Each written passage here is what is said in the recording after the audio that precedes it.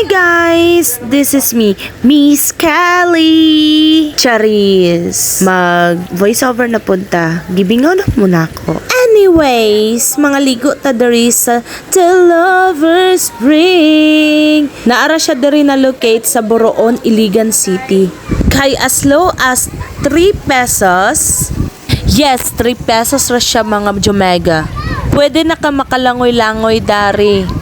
Magbanding kauban imong loved ones, friends, family, and relatives. Grabe gyud guys ba. Gimaintain gyud nila ang kalimpyo sa resort. Tapos clean and clear pag gyud kaayo ang tubig. Pwede pud ka dari magdalag uyab.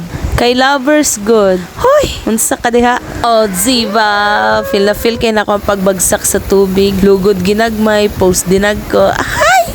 Ngano ka diha? Well, nag-edit bitaw ko ani nga video, magkatawa ko kung nao.